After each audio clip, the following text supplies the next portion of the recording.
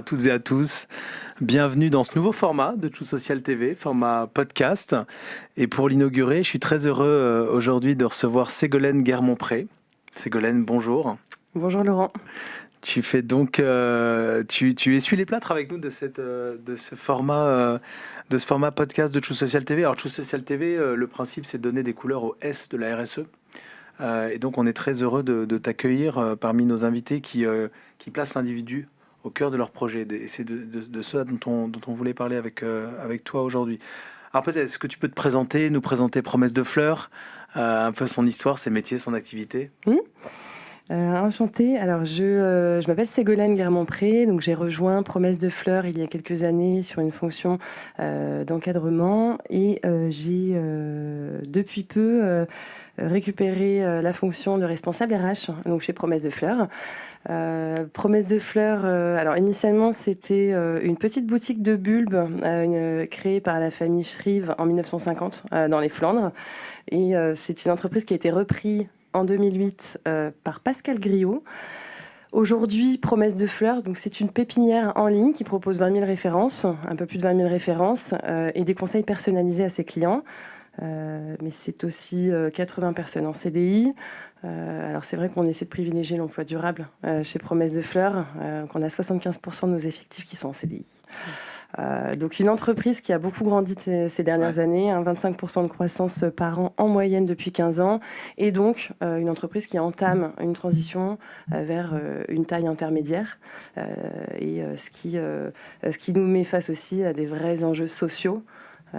De sens d'autonomie, de responsabilité qu'on souhaite garder et faire vivre et garder cette magie aussi d'entreprise à taille humaine. Ouais, parce qu'avec un nom comme ça qui fait évidemment un peu rêver, j'imagine que vous attirez des gens qui partagent des convictions, qui ont des envies, qui ont des rapports peut-être à l'environnement qui sont particuliers.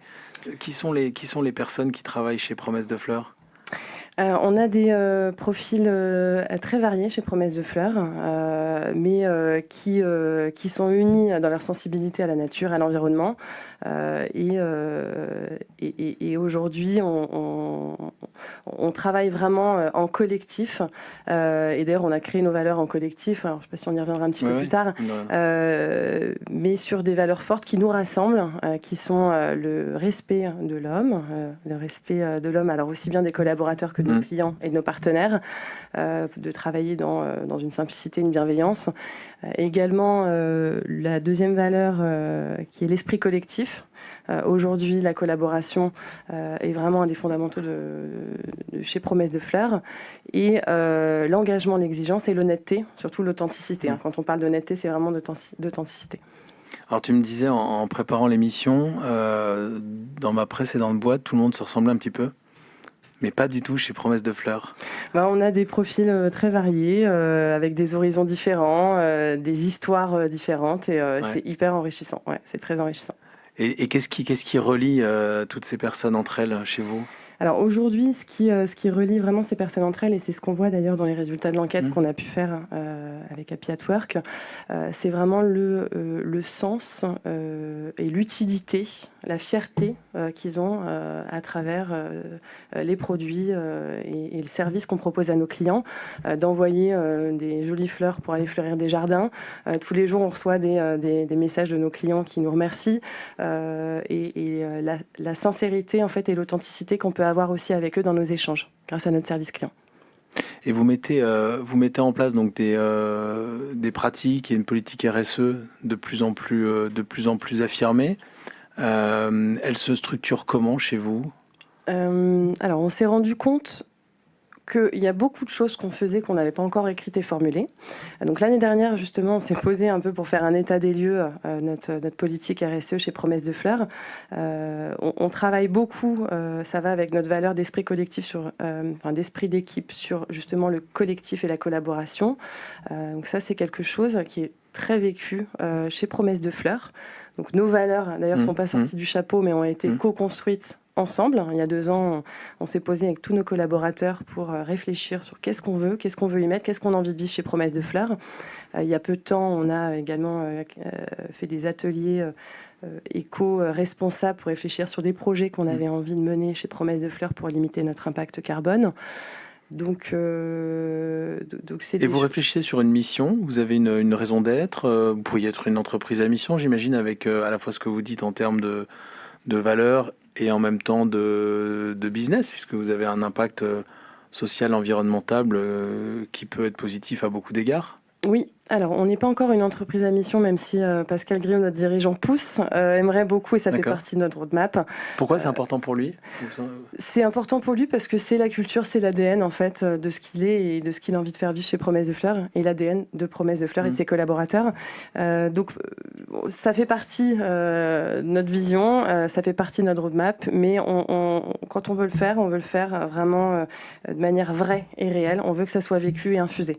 Après, on a déjà des petits bouts de raison d'être aujourd'hui, que ce soit au niveau de nos collaborateurs, où on a envie de faire les choses bien et vraies avec eux, avec nos clients également, avec lesquels on partage cette passion du jardin en proposant plus de 20 000 références et des interlocuteurs spécialisés, passionnés et du conseil sur mesure. Et puis d'un point de vue environnemental, un petit bout de raison d'être aussi puisqu'on promeut un jardinage responsable.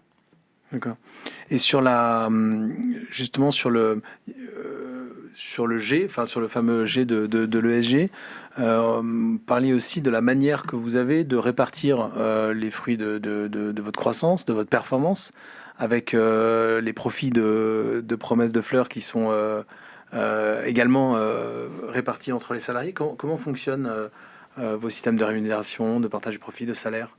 Alors, au niveau du partage de la valeur, chaque collaborateur perçoit une prime d'activité et une prime de participation qui correspond, qui équivaut à la moitié des bénéfices de l'entreprise. D'accord. On a également l'année dernière ouvert l'actionnariat d'entreprise, l'actionnariat salarié, qu'on va réouvrir cette année. Donc ça, c'est vraiment une bonne nouvelle.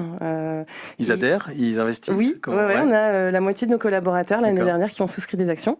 D'accord. Et également, il y a l'indexation des salaires qu'on applique dans le cadre de l'inflation. D'accord. Voilà. Donc cette année, à peu près 5-6% d'augmentation de salaire c'est régulièrement. Il y en a une en janvier. Là, il y en a une encore ce mois-ci de 2,22%. D'accord. Et les personnes que vous recherchez, c'est quel type de profil? Vous avez beaucoup de saisonniers en CDD? Je ne sais pas si on les appelle les saisonniers d'ailleurs. Alors, ce n'est pas des contrats saisonniers, c'est des CDD. On a plusieurs typologies de profils. Effectivement, les personnes qu'on va recruter dans le cadre de CDI pour des postes définis. On a également de gros besoins en haute saison, puisqu'on a une activité très saisonnière. Donc, au printemps, à l'automne, on a des besoins plus en renfort. Grosse partie de nos équipes a démarré en CDD. Je pense que 60% de l'encadrement est issu des rangs, 40% du service client vient de l'exploitation. Donc on a des profils assez variés. Ils sont durs à trouver? Non, ça dépend. On travaille beaucoup sur le bouche à oreille. Je suis moi-même arrivée chez Promesse de Fleurs par le biais d'une personne que je connaissais. Donc non, après, les personnes qu'on rencontre, on les rencontre souvent... on est beaucoup à les voir dans le cadre de recrutement parce qu'on a envie de comprendre qui ils sont et qu'ils puissent comprendre aussi qui on est. Et vos enjeux RH là, sur les quelques années qui viennent, vous êtes en train, donc vous avez une assez forte croissance. Depuis 2008, il y a vraiment un gros virage qui a été pris. Vous êtes presque 100. C'est des enjeux de structuration, de management, sous le comité de direction, de N-2. Comment vous percevez les choses? Alors, le premier enjeu, il est vraiment autour de l'employabilité de nos collaborateurs, la polyvalence de ce qu'ils font. On travaille beaucoup sur la rotation des postes pour limiter aussi la pénibilité au travail. On a des enjeux autour de la formation avec un objectif d'ici 3 ans d'avoir une formation par collaborateur par an. Des enjeux au niveau des accidents du travail avec un objectif 0 accident du travail d'ici 2026. On est quand même sur des métiers manuels, donc c'est un bon challenge à relever. Et enfin, des enjeux au niveau des sujets environnementaux. Par définition, dans notre secteur d'activité, on a des attentes très fortes de la part de nos collaborateurs. Alors, on fait déjà beaucoup de choses. On a aujourd'hui la possibilité d'avoir des commandes sans plastique qui permettent d'éviter 500 grammes de plastique par commande et 0 traitement sur nos serres. Mais il y a encore plein de choses à aller Quand chercher. vous dites que vous faites de la rotation de postes, concrètement, c'est quoi? Chacun passe par des métiers différents? Exactement. Alors, il y a, au niveau de l'exploitation, dans la préparation de commandes, il y a plein de métiers différents, et chaque collaborateur est capable de faire chaque métier. Si quelqu'un a envie de basculer sur une équipe serre pour être plus au contact de la plante, sur la maintenance ou la réception de plantes, c'est tout à fait possible. Et en fait, on travaille vraiment avec des jeux, de planning, d'organisation, de manière à ce qu'il n'y ait pas d'essoufflement sur un poste de travail en particulier. D'accord. Et je me posais la question, donc vous avez une activité qui est donc très environnementale. Vous fournissez où pour vos plantes? Alors, on se fournit en Europe, Ouais. en France et en Europe, avec un objectif d'ici 2026 d'être à 40%, hein. Et on a des discussions aussi de production propre. D'accord, parce qu'aujourd'hui, vous ne produisez pas vous-même, hein. Alors, on Vous produit, distribuez? on produit pas encore nous-mêmes. Quand vous parlez des serres, par exemple, Voilà, en fait, on achète nos plantes qu'on Ouais. stocke et qu'on a en maintenance pendant une durée avant qu'elles repartent chez nos clients. Donc, ça D'accord. nécessite de mais vous pouvoir. ne fabriquez pas, vous n'élevez pas Non, pas encore. Mais ça D'accord. fait partie des Ça, c'est projets de demain. ça, c'est Ouais. dans les projets? Voilà, on a ces projets-là dans le cadre d'un déménagement alors, à 500 mètres de nos locaux actuels. Ok. Qui sont dans le nord, c'est Qui ça? sont dans le nord, à Oupline, voilà, dans C'est où, les Oupline? Flandres, Non, ok. pas très loin de la frontière belge. Et il y a un beau projet autour de ce déménagement, de pouvoir produire, avoir notre production et de pouvoir installer également de jeunes horticulteurs. Et là, vous pouvez le faire tout autour de là où vous êtes, ou ça demanderait que vous Non. soyez ailleurs en France? Non, pour l'instant, on a l'espace qu'il faut. Donc, on peut faire tout ça à domicile. Ok. Et alors, qu'est-ce qu'on peut vous souhaiter pour les prochaines années? Que l'entreprise se développe bien, que les gens s'y sentent bien. Je pense que c'est important de garder cet ADN, cette culture de l'engagement qu'on a et de garder ça malgré la croissance. Ce serait super. Merci beaucoup d'avoir été avec nous. Merci beaucoup. Au revoir, bonne journée Au à revoir. toutes et à tous.